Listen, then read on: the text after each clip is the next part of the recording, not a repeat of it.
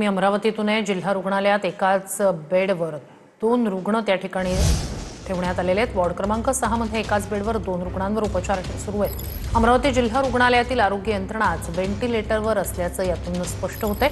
अकोल्यातल्या व्हायरल व्हिडिओनंतर आता अमरावतीत सुद्धा हा धक्कादायक प्रकार समोर येतोय।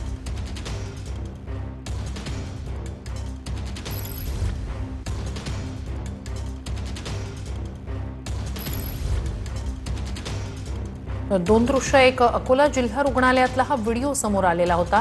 या व्हिडिओनंतर मोठी खळबळ उडालेली होती। पतीला पाठीवर घेऊन या महिलेला वणवण करावी लागल्याचा हा व्हिडिओ व्हायरल झालेला होता। त्यानंतर आता अमरावतीत एकाच बेडवर 2 रुग्णांवर उपचार करण्याची वेळ त्या ठिकाणी आलेली आहे। व्हेंटिलेटरवर आरोग्य यंत्रणा कशा प्रकारे आहे हे दाखवणारे हे 2 व्हिडिओ। अमरावतीत एकाच बेडवर 2 रुग्णांवर उपचार सुरू आहेत। जिल्हा रुग्णालयातला हा प्रकार समोर आलाय।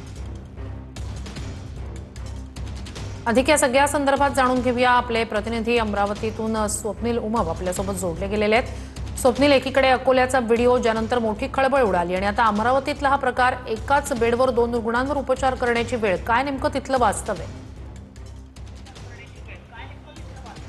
नक्की श्रुती, सर्वसामान्य गोरगरीब रुग्णांच्या आरोग्याशी कसा खेळ सुरू आहे याचा धक्कादायक भीषण वास्तव मी सध्या तुम्हाला दाखवतोय। मी सध्या अमरावतीच्या जिल्हा सामान्य रुग्णालय इरविनमध्ये आहे आणि या ठिकाणी आपण बघू शकतो कशा पद्धतीनं आरोग्य यंत्रणाच व्हेंटिलेटरवर असल्याचं चित्र पाहायला मिळत आहेत। एका बेडवर जर आपण पाहिलं तर 2 रुग्णांना जे आहे ते उपचार घ्यावे लागत आहे। गंभीर प्रकार संपूर्ण हा आता समोर आलेला आहे। अकोल्यातलं प्रकरण ताजं असताना दुसरीकडे अमरावतीमध्ये जर आपण पाहिलं तर अशा पद्धतीनं आरोग्य यंत्रणेचे जे आहे ते धिंडवळे निघाल्याचं दृश्य आपल्याला पाहायला मिळत आहेत।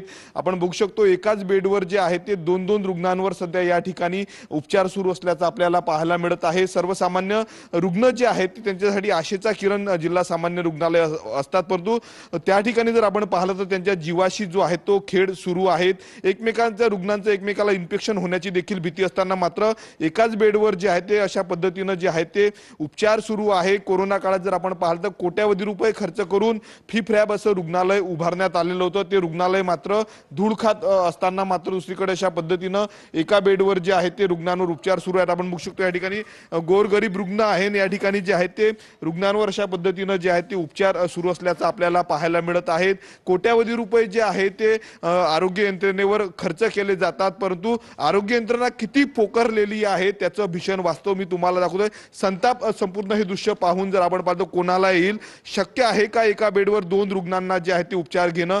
कड देखील रुग्णांना पलटवता येत नाही आणि अशा पद्धतीनं जे आहेत ते उपचार गोरगरीब रुग्ण उपचार या ठिकाणी घेत आहेत। रुग्ण माझ्या सोबत आहे। काका, केव्हापासून तुम्ही या ठिकाणी उपचार घेताय, काय परिस्थिती आहे? मला 2 दिवस झालेत।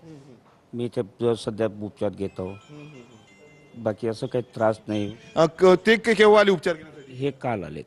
आपण बघू शकतो अशा पद्धतीनं जे आहे ते 2 जण उपचार घेतात आपल्यासोबत। आणखी रुग्ण दादा, केव्हा तुम्ही उपचार घ्यायसाठी आले, काय परिस्थिती आहे? माझा पोटाची तकलीफ होती, त्याच्यासाठी ते आलो म्हटलं। अजून 4 दिवसापासून पंखे बंद आहे। मी पेशंट अजून कंपाऊंडवर झोपायला गेलो म्हटलं। नक्कीच स्वप्नील, अत्यंत धक्कादायक भीषण असं हे वास्तव।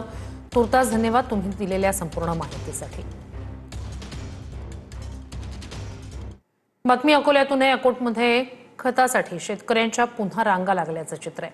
कृषी केंद्रांबाहेर खतासाठी शेतकऱ्यांच्या रात्रीपासूनच रांगा लागल्याचं चित्र आहे। अकोला जिल्ह्यातील अकोटमध्ये युरिया आणि इतर खताचा तुटवडा जाणवतोय। खरीप हंगामासाठी खताची मागणी वाढली आहे, मात्र खत मिळत नसल्यानं शेतकरी हैराण झालेत।